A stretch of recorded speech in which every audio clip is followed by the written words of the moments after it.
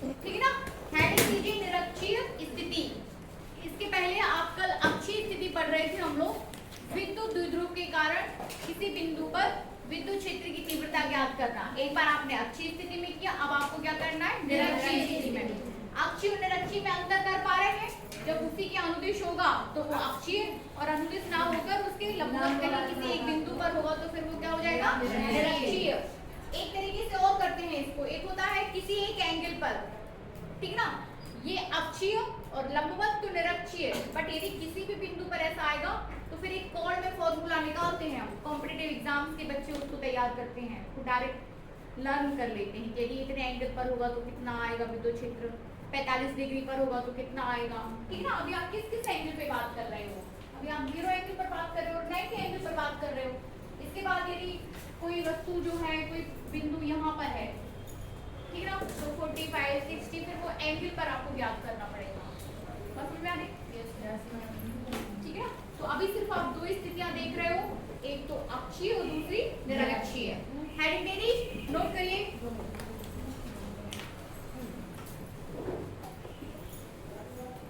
निरक्षीय स्थिति क्या कर रहा? हाँ, निरक्षीय कर रहे भी हम ना, कल अक्षीय क्या था, निरक्षीय कर लेते हैं। लिखिए। गर्मी कितनी है यार, गर्मी कमी नहीं हो रही। लिखिए, ठीक है ना। निरक्षीय या अनुप्रस्थ, अनुप्रस्थ भी डाल दीजिए किसी ब्रैकेट में ताकि दोनों वर्ड्स आपके सामने रहें। लिखिए, माना AB एक विद्युत द्विध्रुव है, माना AB एक विद्युत द्विध्रुव है, ठीक है ना। बना ही लीजिए चित्र भी। माना AB एक विद्युत द्विध्रुव है, ठीक है ना। ये प्लस Q हो गया और ये क्या हो गया आपका माइनस Q। तो माना AB एक विद्युत द्विध्रुव है जो प्लस Q और माइनस Q आवेशों से मिलकर बना हुआ है।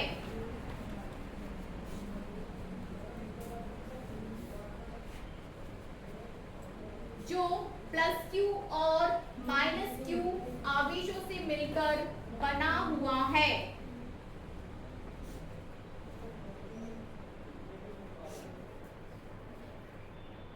इनके बीच की दूरी, अति अल्प दूरी जो है वो कितनी है 2a, ठीक ना। इनके बीच की जो अति अल्प दूरी है वो हो जाएगी कितनी 2a, अति अल्प दूरी 2a। अब देखिए, माना इस द्विध्रुव के केंद्र O से, माना इस द्विध्रुव के केंद्र O से निरक्षीय स्थिति में, केंद्र O से निरक्षीय स्थिति में R दूरी पर स्थित, R दूरी पर स्थित एक बिंदु P है, एक बिंदु P है जिस पर विद्युत क्षेत्र की तीव्रता की गणना करनी है, जिस पर विद्युत क्षेत्र की तीव्रता की गणना करनी है, ठीक है ना। कहाँ है वो बिंदु? विद्युत द्विध्रुव के केंद्र O से, तो हमें विद्युत द्विध्रुव का केंद्र O लेना पड़ेगा, ठीक है ना। ये पॉइंट इसका केंद्र हो जाएगा, इसके केंद्र O से R दूरी पर स्थित, ये दूरी कितनी हो गई R दूरी पर स्थित निरक्षीय स्थिति में, है ना। निरक्षीय स्थिति में R दूरी पर स्थित किसी बिंदु P पर विद्युत क्षेत्र की तीव्रता की गणना करनी है। इतनी बात क्लियर? पॉइंट P क्लियर है सभी को? इसी बिंदु P पर हमें विद्युत क्षेत्र की तीव्रता की गणना करनी है। हम क्या करेंगे अब? हम इस बिंदु P पर, देखिए इस बात की, हम इस बिंदु P पर प्लस Q आवेश के कारण विद्युत क्षेत्र की तीव्रता निकालेंगे और माइनस Q आवेश के कारण विद्युत क्षेत्र की तीव्रता निकालेंगे। समझ रहे? समझ रहे कि नहीं? इन दोनों का सदिश जोड़ या जो घटाना दिशा पे डिपेंड करेगा कि वो जुड़ रहा है कि घट रहा है, ठीक है ना। किस पे डिपेंड करेगा? दिशाओं पर। Is that clear? Plus Q आवेश के कारण निकालेंगे और माइनस क्यू आवेश के कारण निकालेंगे, ठीक ना। फॉर्मूला आपको पता ही है कि E इक्वल्स टू कितना हो जाता है 1/4 Q by R स्क्वायर, ठीक है ना। Is that clear? Q by R square यदि कोई परावैद्युत माध्यम है तो फिर वहां पर क्या आ जाएगा, हाफ बाय 100 पास है तो 1 रहेगा, और कोई परावैद्युत माध्यम है तो क्या उसका परावैद्युतांक K आ जाएगा, इतना बनेगा। अब देखिए R चाहिए हमें, R दूरी पर मतलब यदि इसके कारण तो हमें इन दोनों के बीच की दूरी चाहिए, ठीक है ना। R का मतलब यहाँ किससे है, R का मतलब दूरी से है कि दूरी का स्क्वायर, और किन किन के बीच की दूरी, यदि आप प्लस क्यू आवेश से निकाल रहे हो तो प्लस क्यू आवेश से बिंदु P के बीच की दूरी होनी चाहिए, ठीक है ना। यदि आप माइनस क्यू आवेश से निकाल रहे हो तो माइनस क्यू आवेश से बिंदु P के बीच की दूरी होनी चाहिए, ठीक है ना। तो वो दूरी, हमें दूरी चाहिए ये दूरी और ये दूरी, ठीक है ना। तो दूरी कैसे निकाले बताइए, ये दूरी, ठीक है ना, पाइथागोरस लगा दो, ठीक है ना। कौन सा त्रिभुज बन रहा है आपका, APO, त्रिभुज APO, अभी सिर्फ समझना है, लिखना नहीं है आपको। त्रिभुज लंबवत त्रिभुज APO में, लंबवत त्रिभुज, लंब त्रिभुज क्या बोलेंगे, समकोण त्रिभुज, ओके। समकोण त्रिभुज APO है ना, समकोण का चित्र भी बनता है ऐसा,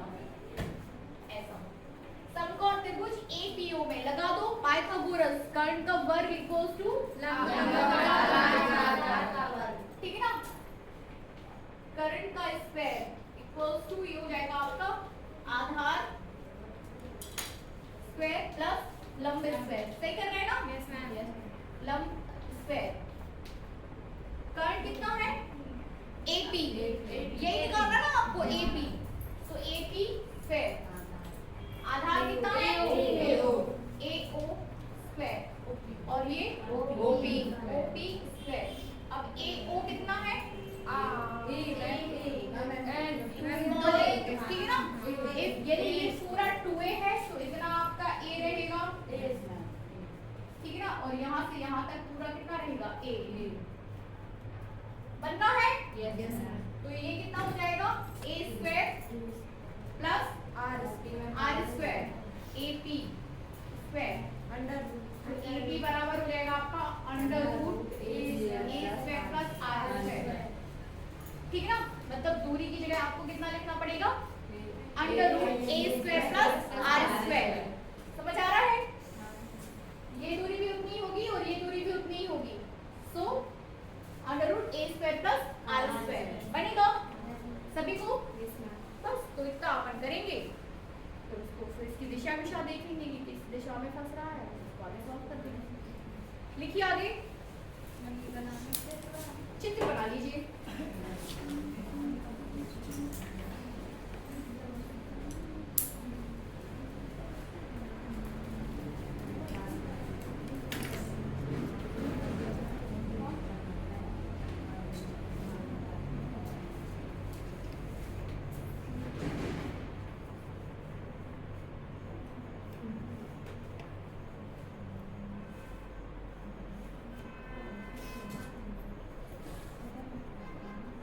हो गया, लिखिए, चित्र स्पष्ट बनाया करिए, ठीक है ना। और चित्र थोड़ा बड़ा बनाया करिए, ठीक है। आप बना रहे हो लेकिन बड़ा बनाने की आदत डाली, थोड़ा सा बड़ा, ताकि चीजें वहां पे स्पष्ट हो, दिखाई दे, हाँ A है R है, दिखाई दे, उसमें आपके एरो के निशान क्लियर हो, वो कोई भी वर्ड एक दूसरे को ओवरलैप ना करे, ठीक है ना। ये एग्जाम ट्रिक है आपके लिए, ठीक है। आपको पूरे पेज में चित्र नहीं बनाना, ताकि वो भी गड़बड़ हो जाता है कि आप कॉपी भर रहे हो, लेकिन इतना तो बनाइए कि हाँ उसमें चीजें क्या है एकदम स्पष्ट हो, एकदम क्लियर देखिए। अब जैसे अनामिका ने खत्म कर दिया उधर ही करना, वही खत्म हो गया, हमने छुपा भी दिया, तो हमें ऐसे नहीं करना है, ठीक है, ठीक है ना। हाँ स्पष्ट होना चाहिए, ठीक है, स्पष्ट हो परीक्षा में भी। और चित्र के ही नीचे से लिखना है, ये नहीं कि यहाँ चित्र बना लिया और फिर यहाँ से कंजूसी से ऐसे लिखा और फिर इधर से लिखने लगे, मतलब ये चित्र बनाया तो इधर से लिखने लगे और इधर भी नहीं। आप यहाँ चित्र बनाइए और फिर नीचे से ही लिखिए। बोर्ड पे मैं लेकिन आपको चित्र बनाना है, फिर उसके नीचे से लिखना है, मतलब चित्र के आजू बाजू लिखना नहीं है अपन को, उतने पूरे स्पेस में सिर्फ डायग्राम होना चाहिए। लिखिए आगे। तब बिंदु ए पर स्थित प्लस क्यू आवेश के कारण, कहां तक लिखा था? याद करना है, ठीक है ना। तब बिंदु ए पर, पैराग्राफ चेंज करके लिखिए, तब बिंदु ए पर प्लस क्यू आवेश के कारण,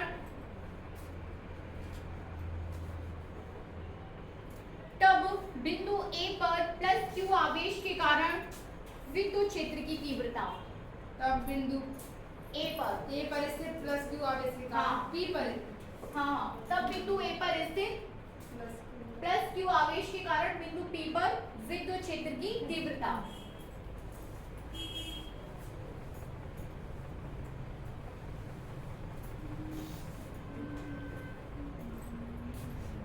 ठीक है ना, तो विद्युत क्षेत्र की तीव्रता क्या हो जाएगी? E1 कर दीजिए, 1/4 पाई एप्सिलॉन नॉट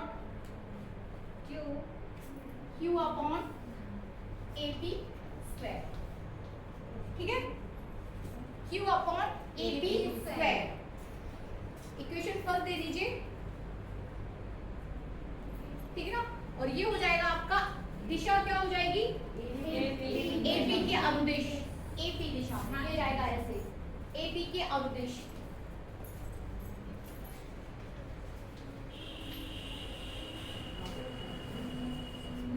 AP के अनुदिश, ठीक है। अब आगे लिखिए,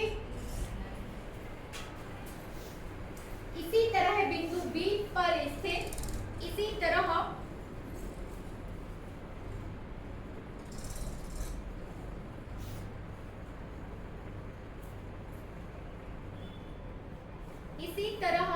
बिंदु B पर स्थित माइनस Q आवेश के कारण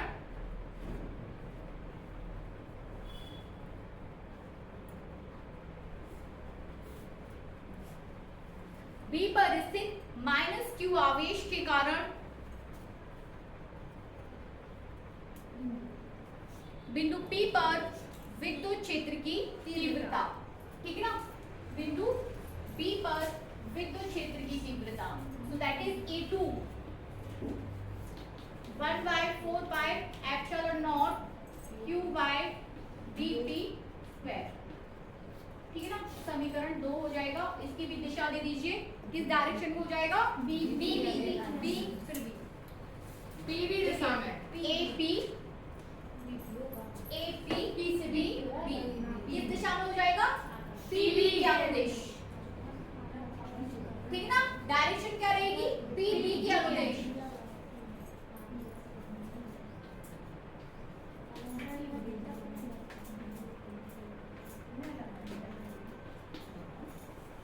PB के अनुदिश,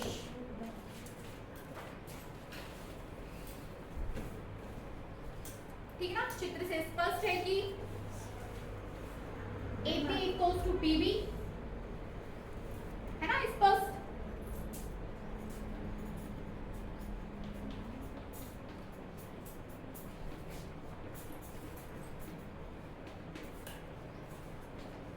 AP इक्वल्स टू आपका हो जाएगा PB, अतः E1 इक्वल्स टू E2,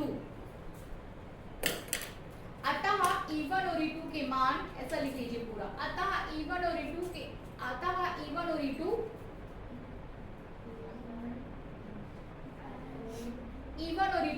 परिमाण में बराबर होंगे, होंगे ना, होंगे कि नहीं? देखिए सब कुछ तो बराबर है, 1/4 पाई एप्सिलॉन नॉट यहाँ, तो 1/4 पाई एप्सिलॉन नॉट यहाँ, Q यहाँ तो Q यहाँ। अब आपने इन दोनों को भी बराबर में कर दिया ना, चित्र से स्पष्ट है कि AP इक्वल्स टू PB, तो फिर E1 और E2 के परिमाण कैसे हो गए आपस में? बराबर। क्यों हुए पता चल गया? E1 और E2 कैसे हो गए आपस में? बराबर, ठीक है ना। और दोनों के बीच का एंगल कितना हो जाएगा? E1 और E2 परिमाण में बराबर होंगे तथा उनके बीच का कोण 2 थीटा होगा, उनके बीच का एंगल, ठीक है ना, 2 थीटा। एंगल अपन को निकालना है यहाँ पे, ठीक है ना, 2 थीटा।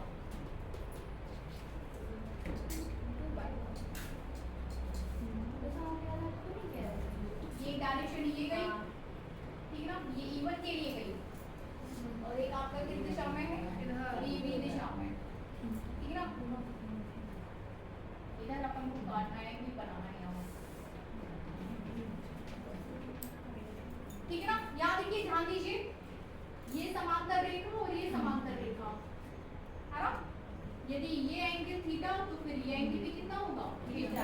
थीटा तो फिर ये एंगल भी कितना होगा? थीटा। थीटा तो ये पूरा एंगल कितना हो जाएगा? थीटा। ऐसा होगा ये। हाँ मैम, तो वो ठीक है, समझ गए? हाँ मैम। 2 थीटा। किरण एनी कंफ्यूजन? नहीं ना, कोई दिक्कत नहीं है वहाँ पे। ये एंगल तो हम थीटा मान सकते हैं ना। ये पाइथागोरस में आपका एक एंगल जो एंगल त्रिभुज का कोण है ये थीटा। यदि ये थीटा है तो फिर ये तो थीटा हो गई, फिर तो वो भी थीटा होगा। ठीक है ना? तो वो भी थीटा होगा। हाँ, ये टोटल एंगल आपका कितना हो जाएगा? 2 थीटा। ठीक है, लिखिए।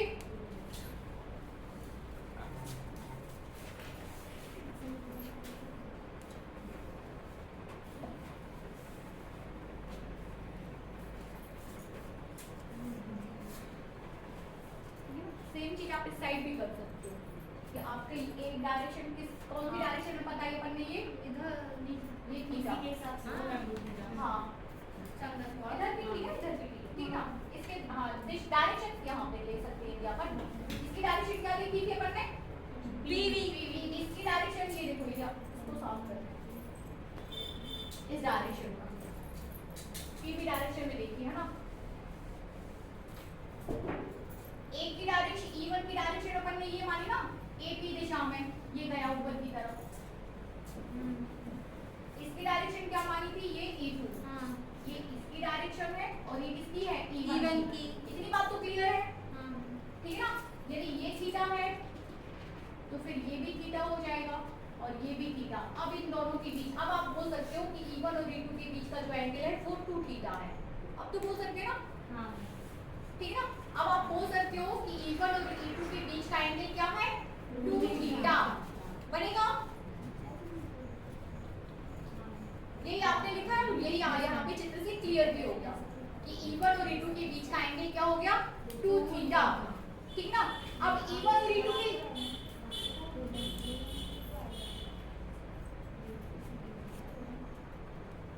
अब E1 और E2 के हमें कंपोजिशन करना है।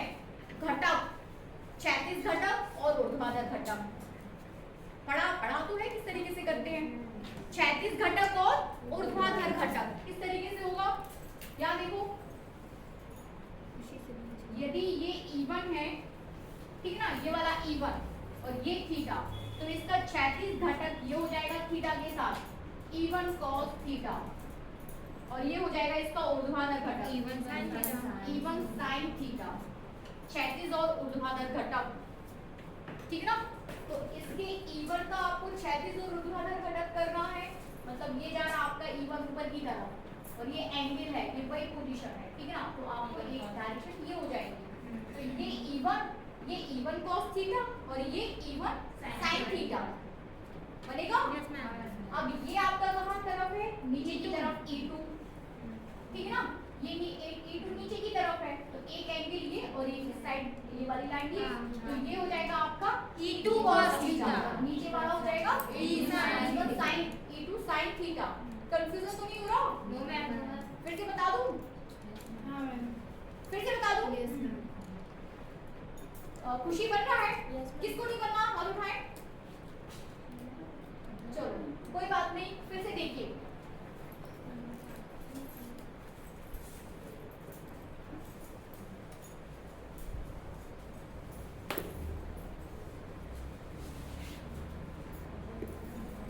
ये जो मैंने आपको बताया किस तरीके से कंपोजिशन करते हैं वो तो समझ में आ रहा। घटक किस तरीके से वियोजित करते हैं वो तो क्लियर हो गया। ये थीटा और ये E1 तो ये हो जाता है आपका E1 cos थीटा और ये हो जाएगा E1 sin थीटा। इतनी बात तो क्लियर है? 11th में आप पढ़ चुके हो, ठीक है ना। अब यहाँ देखो, ये आपका पूरा त्रिभुज बना है, ठीक है ना। ये पूरी स्थिति ऐसे ही है ना। ये E1 की डायरेक्शन गई और ये गई आपकी E2 की डायरेक्शन गई। ये E1 गया ऊपर की तरफ और ये E2 गया नीचे की तरफ, ये ऐसे। इतनी बात तो क्लियर है। ये आपका पॉइंट ये भी B है और ये क्या हो जाएगा A। इतनी बात तो क्लियर है सभी को? ठीक है ना। अब क्या करना है, आपने बोला कि यदि ये थीटा है तो यदि आप इसके समांतर एक रेखा यदि आप यहाँ खींच दो, इसी के समांतर समांतर यानी ना, तो ये भी क्या हो जाएगा थीटा, तो ये भी क्या हो जाएगा थीटा। इतनी बात क्लियर। मैम वो वाला तो यहाँ से थीटा होगा ना, ये एकांतर कोण नहीं होगा ये, वो ऊपर वाला। अरे वियोजित बराबर बराबर की एंगल के लाइन के लिए दोनों भी सब संगत कोण, किसने कहा संगत कोण है, सब विभाजित किए हैं आपने एंगल को, संगत नहीं है वो। ये दोनों संगत नहीं, ये दोनों एकांतर कोण है, और ये सब विभाजित एक बराबर वियोजित करना। तो एक कोण में से आप बीच से लाइन खींच दो तो वो दोनों एंगल कैसे रहेंगे, बराबर ही रहेंगे, ठीक है ना। तो यदि ये वाला एंगल थीटा है, यदि ये वाला 2 है तो ऊपर बराबर वियोजित कर रहे हैं, तो यदि 2 है तो भी 2 है, तो यदि ये थीटा वो थीटा, तो पूरा कितना हो जाएगा 2 थीटा। और इसकी वैल्यू थीटा इसलिए रख रहे हैं क्योंकि ये थीटा है, इसलिए ये थीटा फिर ये थीटा, ऐसा। तो टोटल कितना हो गया 2 थीटा, ठीक है। मतलब दोनों जो विद्युत क्षेत्र की तीव्रताएं हैं उन दोनों के बीच का एंगल कितना हो गया 2 थीटा।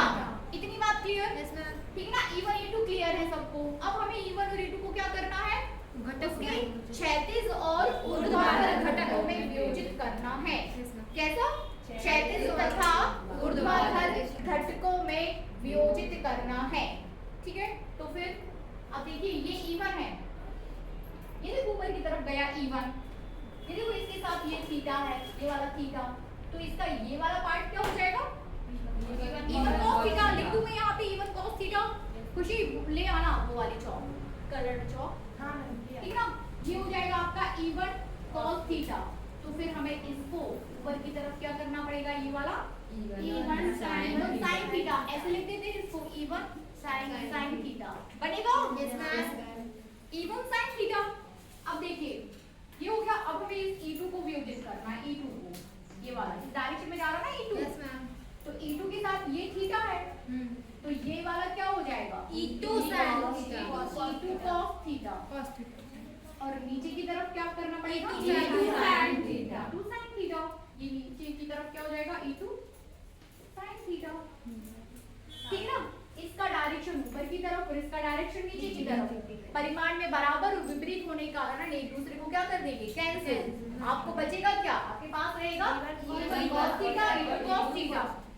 दोनों की डायरेक्शन एक ही डायरेक्शन में है और दोनों को आप फिर यहाँ पे क्या हो जाएंगे, ये ऐड हो जाएंगे, एक दूसरे को ये खत्म कर देंगे। तो बचेगा क्या हमारे पास E1 cos theta, E2 cos theta, दोनों को हम ऐड कर देंगे और कुल विद्युत क्षेत्र की तीव्रता निकाल देंगे। Is that clear? Yes, ma'am. लिखिए,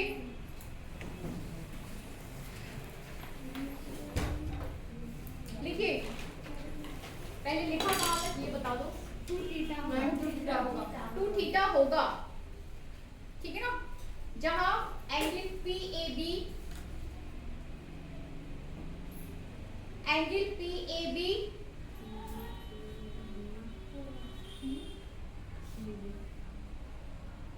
बराबर एंगल PBO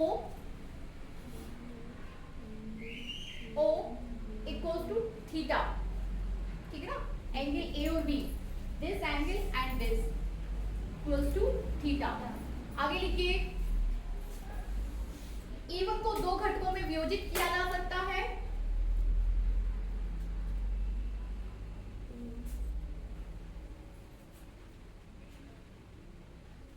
E1 को 2 घटकों में वियोजित किया जा सकता है। E1 कौन कौन से 2 घटक हो जाएंगे E1 के, E1 cos थीटा क्षैतिज दिशा में, E1 cos थीटा क्षैतिज दिशा में, खुशी बंद तो नहीं हुआ ये, E1 cos थीटा क्षैतिज दिशा में, ठीक है ना। चित्र से एकदम क्लियर है आपको, मुझे नहीं लगता कोई दिक्कत होना चाहिए। E1 cos थीटा क्षैतिज दिशा में और E2 cos theta, sorry E1 cos theta और E1 sin थीटा ऊर्ध्वाधर दिशा में, ठीक है। लिख लो अपने मन से, समझा तो दिया। इसी प्रकार पूरा लिख लीजिए अपने मन से, इसी प्रकार E2 को दो घटकों में विभाजित किया जा सकता है, E1 cos E2 cos theta क्षैतिज दिशा में और E2 sin थीटा ऊर्ध्वाधर दिशा में।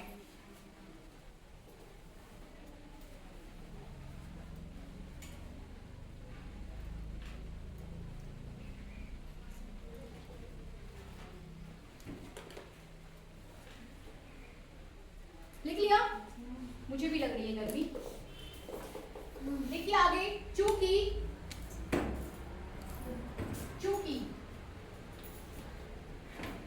E1 sin थीटा और E2 sin थीटा परिमाण में बराबर और विपरीत दिशा में होने के कारण, परिमाण में बराबर और विपरीत दिशा में होने के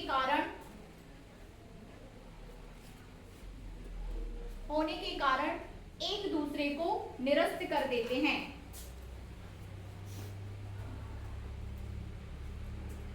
एक दूसरे को निरस्त कर देते हैं।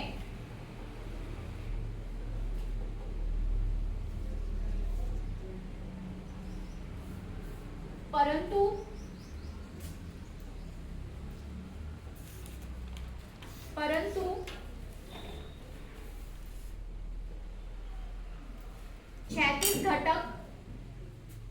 क्षैतिज घटक एक ही दिशा में होने के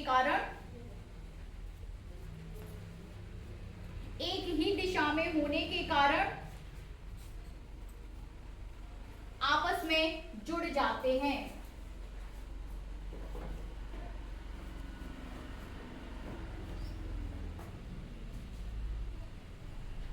अब इस पेज पे लिखोगे? क्यों?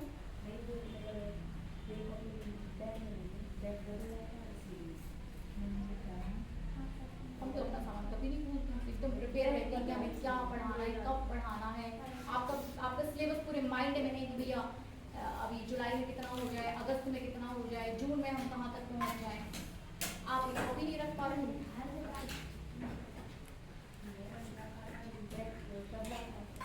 और कौन कौन से बच्चे रफ में लिख रहे हैं? इधर भी इनको उल्टा चलना है ना, आपको भी देख लिया है मैंने, देख रहे हैं, मैं बता दे रही हूँ, चल नहीं पाएगा ये सब।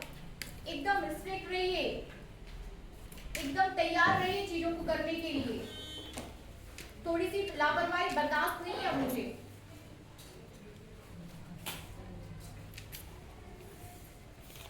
व्यवस्थित नोट्स बनाइए क्लास में ही, आपको घर जाके टीपना नहीं है, आपको घर जाके उस टॉपिक को तैयार करना है। टीपना नहीं है कि जाके अब हम टीपेंगे बैठ के। रफ का फेयर, फेयर का रफ, और ये चलते रहेगा पूरे साल, ठीक है ना? कॉपी होना चाहिए, सभी विषयों की कॉपी होना चाहिए आपके पास, सभी के पास। देखिए आगे, अतः बिंदु P पर परिणामी विद्युत क्षेत्र की तीव्रता। अब मैं एक डायग्राम यहां से साफ कर रही हूँ, डायग्राम तो मैं क्लियर है सबको? अतः बिंदु P पर परिणामी विद्युत क्षेत्र की तीव्रता।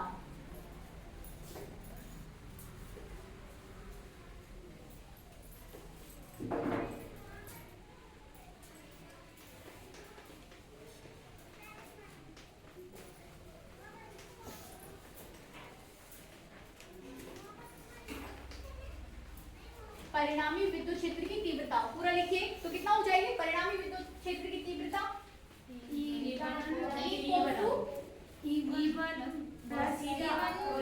E1 cos theta plus E2 cos theta, ठीक है ना? यही होगा। क्या कॉमन ले सकते हैं? cos थीटा लिख सकते हैं ऐसा, E1 plus E2 cos theta. E1 कितना है अपने पास? 1/4 epsilon naught Q upon H square, Q by AB square plus 1/4 epsilon naught Q by PB square, Q by PB square, ठीक है ना? AB और PB बराबर में ही था, ठीक है ना? बराबर ही था, तो आपके पास आ जाएगा कितना? Q बाय और बाहर आपका रहेगा cos थीटा, ठीक है ना? कर लोगे? कर दीजिए इसको,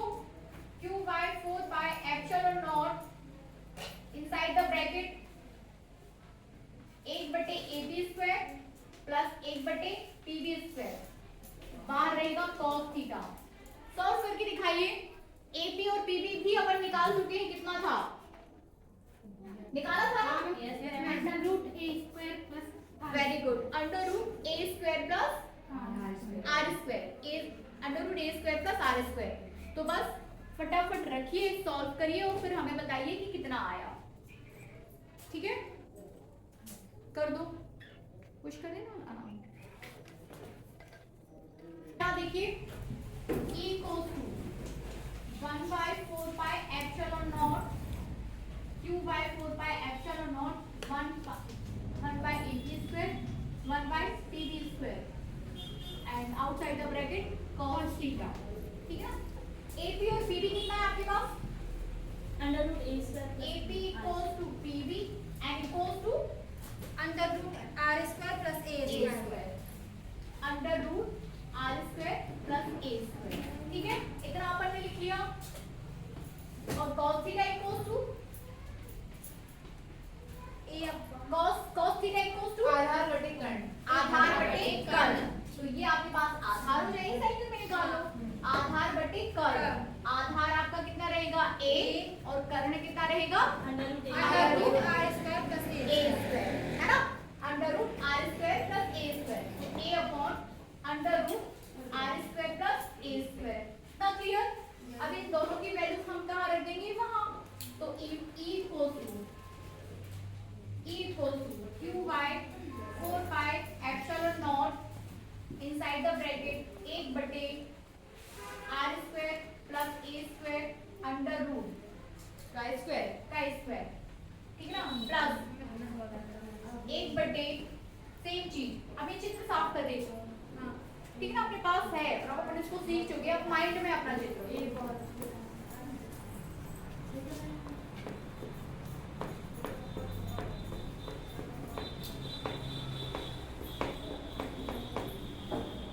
under root are square plus A square का स्क्वायर, है ना। बाहर कितना लिखना है अपन को, cos थीटा की जगह a by under root are square plus A square. a by under root are square plus A square.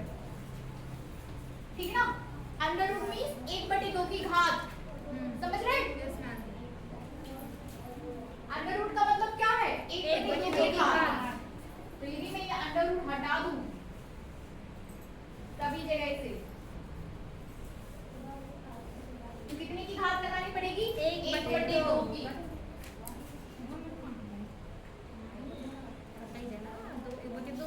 1/2, ठीक है ना, और 2 की पहले से ही है 1/2 और 2 की आपके पास पहले से है, और यहाँ पे भी कितनी हो जाएगी 1/2। ठीक है ना, तो ये 2 से 2 कैंसिल हुआ, 1/2 2 से कैंसिल हुआ, ये 2 इस 2 से कैंसिल हुआ। तब कर लो आगे, E equals to q by 4 by epsilon naught,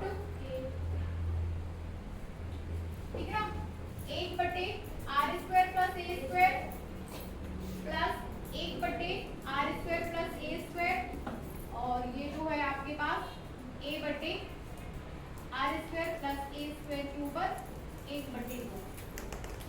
ठीक है, अब आगे सॉल्व करिए, कितना एलसीएम आएगा यहाँ पे, R square plus A square. r square plus a square.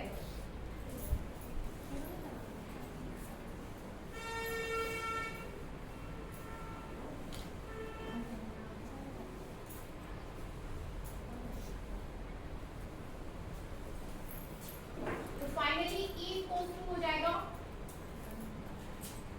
q by 4 pi epsilon naught r square plus a square a upon r square plus a square to the power 1/2। ठीक है, करिए, r square plus a square, r square plus a square का एक cancel होगा, बचेगा दूसरा, तो r square plus a square plus r square plus a square, है ना। 1 + 1 2 हो जाएगा। हाँ, इसको कॉमन लेके 1 + 1 2 कर दो, ठीक है, तो डायरेक्ट कर दीजिए उसको, है ना। 1 + 1 कितना हो जाएगा 2, r square plus 1/r, हाँ 2 आ जाएगा, ठीक है ना, ऐसे करो 2, डायरेक्ट 2 फिर इसके बाद कर दो, अब आर स्क्वायर प्लस ए स्क्वायर के ऊपर 1 की घात और आर स्क्वायर ए स्क्वायर के ऊपर 1/2 की घात। तो जब आधार समान हो तो घातें क्या होती है, जुड़ जाती है। 1/2 जोड़ोगे तो कितना आ जाएगा, 3/2। तो आर स्क्वायर ए स्क्वायर के ऊपर कितने की घात हो गई, 3/2 की।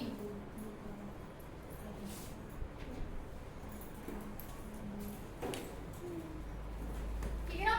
तो E इक्वल्स टू आ जाएगा आपके पास finally q by 4 pi epsilon naught 2a कितना आना है, R square plus A square to the power 3/2। ठीक ना। अब ये बनना है आपका 2qa p। ठीक ना। तो ये कितना बन जाएगा, ये सब एक साथ मिलके p बिंदु द्विध्रुव आघूर्ण। तब E equals to 1/4 pi epsilon naught p upon r square a square 3/2 बनेगा। ये आ जाएगा आपके पास फाइनल। यही है निरक्षीय स्थिति के लिए। निरक्षीय स्थिति के लिए। ठीक ना। अक्षीय में ऊपर 2 आता है, याद रखिए 2p, और निरक्षीय में क्या आ जाता है, p। ऐसा ऑब्जेक्टिव है कि अक्षीय स्थिति में जो होता है, यदि इसमें से कोई एक वैल्यू जो है आपकी क्या हो जाए, कैंसिल हो जाए, तो नीचे आपका rq हो जाएगा। If a is less than r, तो a क्या हो जाएगा, नेगलाइजेबल हो जाएगा। तो नीचे आपका क्या बचेगा, rq। 2 से 2 कैंसिल होगा तो क्या बचेगा, rq बचेगा ना। तो अक्षीय स्थिति में आपके पास जो विद्युत क्षेत्र की तीव्रता आती है, ई अक्षीय यदि आप लिखो तो वो कितनी आती है, 1/4 पाई एप्सिलॉन नॉट 2p/r इतनी आती है। और निरक्षीय में क्या हो जाएगा, 1/4 पाई निरक्षीय क्या है, कैसे लिखेंगे, निरक्षीय। ठीक है ना। तो ये हो जाएगा 1/4 पाई एप्सिलॉन नॉट p/r3। याद रखिए अक्षीय स्थिति में वो कितनी रहती है, यदि सब कुछ सेम है तो विद्युत क्षेत्र की तीव्रता अक्षीय में दुगनी रहती, निरक्षीय में आधी, है ना। अक्षीय में उसकी दुगनी हो जाती है। सारी चीजें यदि सेम है, r सेम है तो समान बिंदु पर, मतलब r की डिस्टेंस यहाँ भी 2 मीटर और यहाँ भी 2 मीटर, तो विद्युत क्षेत्र की तीव्रता कहाँ ज्यादा रहेगी, अक्षीय स्थिति में। लिख सकते हैं अपन ऐसे कि E अक्षीय इक्वल्स टू 2